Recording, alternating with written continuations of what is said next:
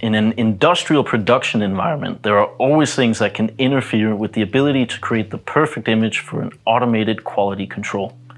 Dust, vibrations, and external light are three classic challenges you need to overcome to get a good result. There can be a long way from a controlled lab like this to a factory environment where all sorts of things can affect the performance of a quality control vision system. It varies from case to case which factors you need to take into account, but in this video I will mention 3 of the typical challenges and how we solve them.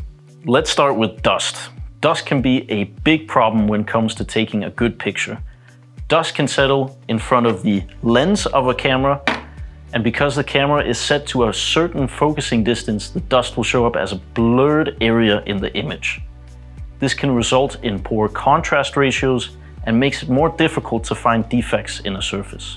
You can try to create a system that uses compressed air to blow the dust away, but the problem is that this requires the air you blow onto the camera to be completely clean, which is rarely the case. There may be tiny water or oil droplets in it, and you just have a new issue. It's also possible to turn up the amplification of the camera to give you clearer contrasts, but this should be done with care since you'll also increase the camera's own noise.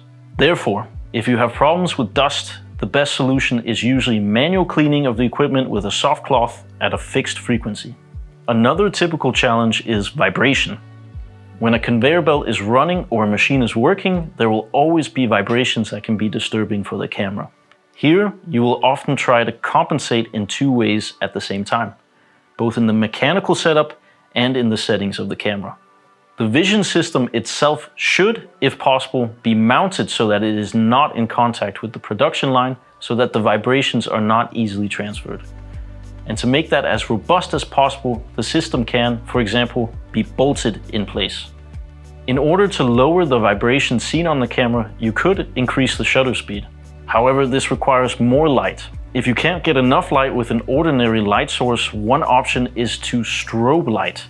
Then it's possible to get more power in short flashes compared to running with continuous light. So you have increased the shutter speed, but you're not able to get enough light through the lens by using strobing. Then one option is to open the aperture of the lens. However, this will reduce your depth of field. And when you're capturing an image on a conveyor belt, depth of field can be just as important to getting enough light. So it will always be a question of a trade-off between the different factors that challenge the image. At JLI Vision, we have developed a tool that can make these trade-off decisions much faster. The third classic challenge I want to mention is light. We need light to take the perfect picture, but it has to be a light that we can control. Therefore, natural light from a skylight or similar can cause problems because it changes the lighting conditions in the image. This challenge sometimes arises because the lighting conditions change over time. If the vision system has been installed in a winter month, the angle of light may not have been a problem. But a few months later, the path of the sun has changed and the sun's rays may fall straight onto a metal surface that reflects light towards the vision system, or a similar unforeseen issue. Direct sunlight is nearly impossible to compete with, so we want to avoid that. And the best way to protect against indirect external light is to physically shield the installation from external light sources. So dust, vibration, and light are 3 factors you can't eliminate, but with the right precautions, you can work around them and still capture perfect images for your inspection task.